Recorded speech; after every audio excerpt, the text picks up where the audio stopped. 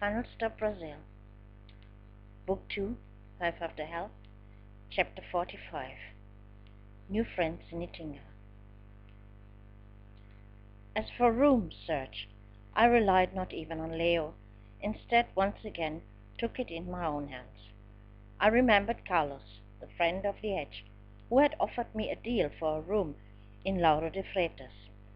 Itinga is part of Lauro de Freitas, and there I wanted to move to, in the near of Leo. But mostly things turned out much different than planned. With Leo it didn't seem to make any sense, and I believed to know why.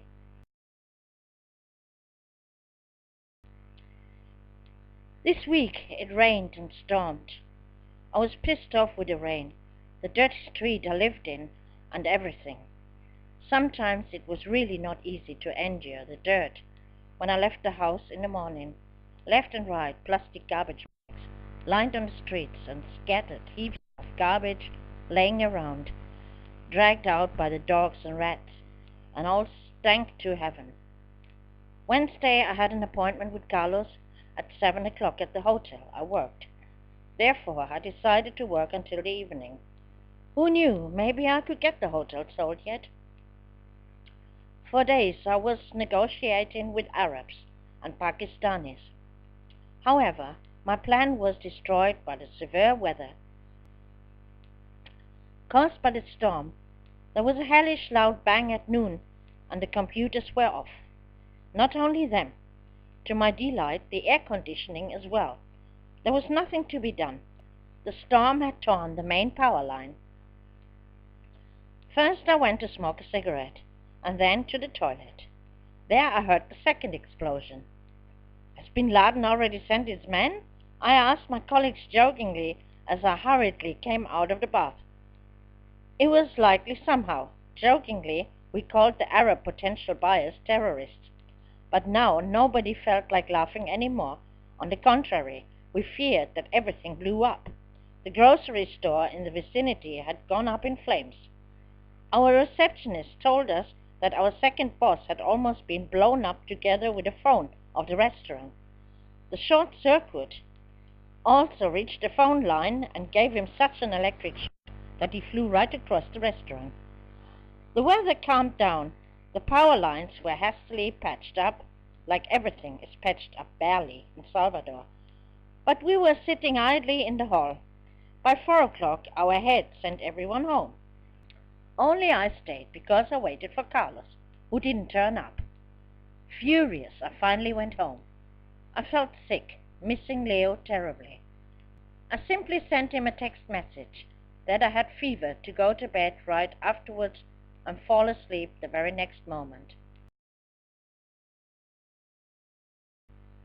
Friday I felt reasonably fit again and decided to go the next day to Stella Maris, since this day would be the birthday of Liège, and celebrate it with a big party.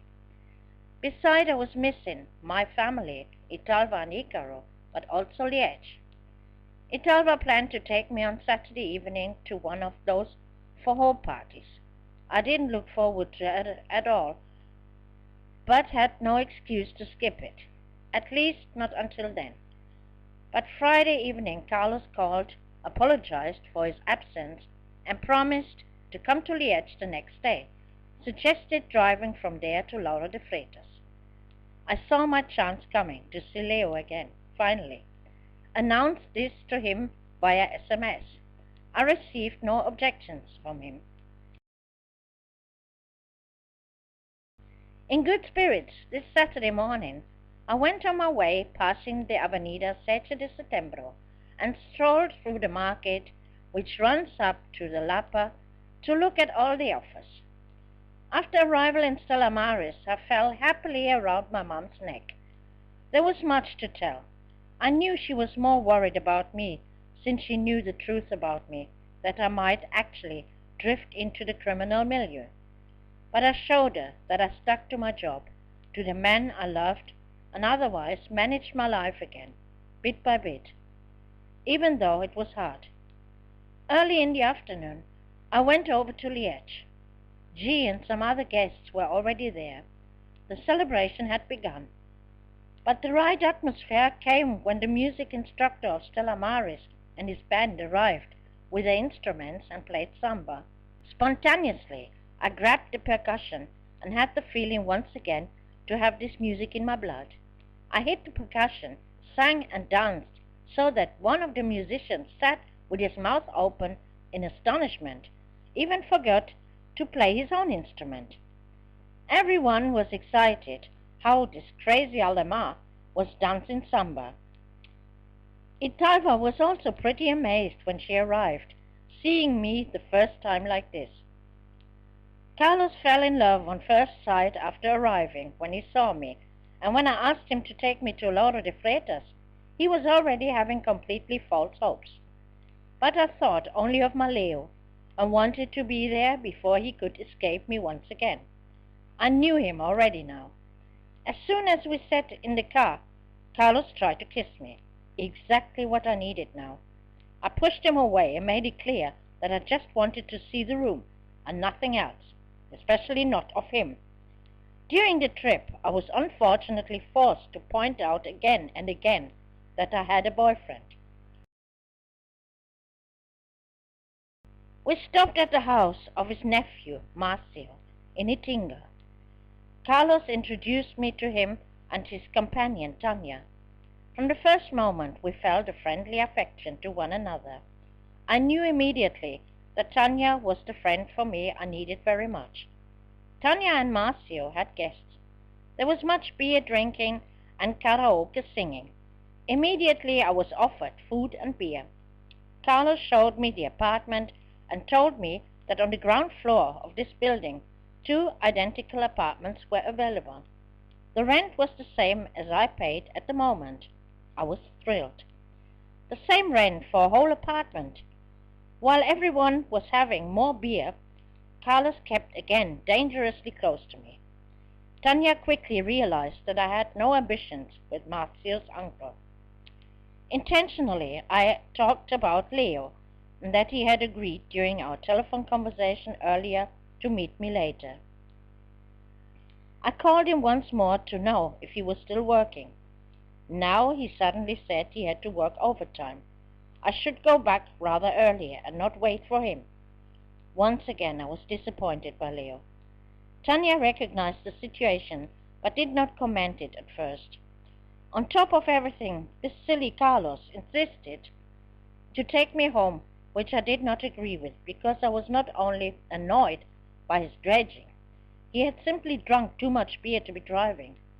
Helpless, I looked over to Tanya, who now intervened by pulling me into the kitchen and offered me to stay overnight with her and Marcio. I gratefully accepted. That way I even saw another chance to meet with Leo. But when I tried to call him to let him know I would stay the night in Itinga and could very well wait for him, his phone was switched off. I dialed the number of the restaurant, where they gave me information that he went home on time by 7 o'clock.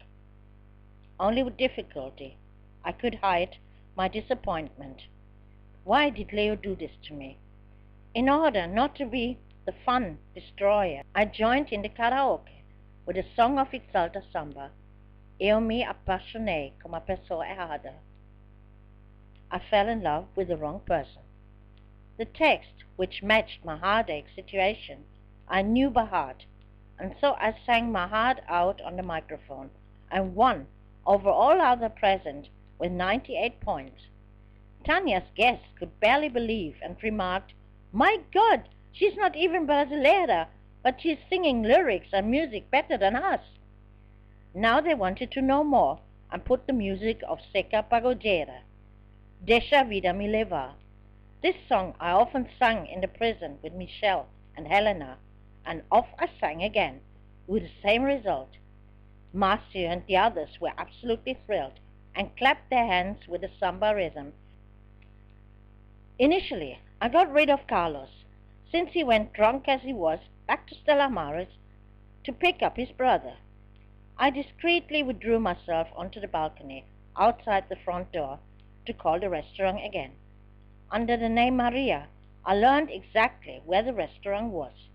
After finding out the address, Tanya confirmed that the restaurant was very close by. "Tomorrow we will pay your Leo a surprise visit," she announced. Later, Carlos was back with his brother in tow, wanting to bring him home or whatever, but threatened to come back. Now this opened a debate between Tanya and Marcio. Tanya argued that if he would come back for me this time, they would not get him out again for the rest of the night. She wanted to save me this unpleasant situation, and therefore we moved the party unceremoniously into the house of a friend. Late at night we returned, but still Carlos was not so easy to shake off. In fact, he stood outside until the early morning hours, calling for Marcio.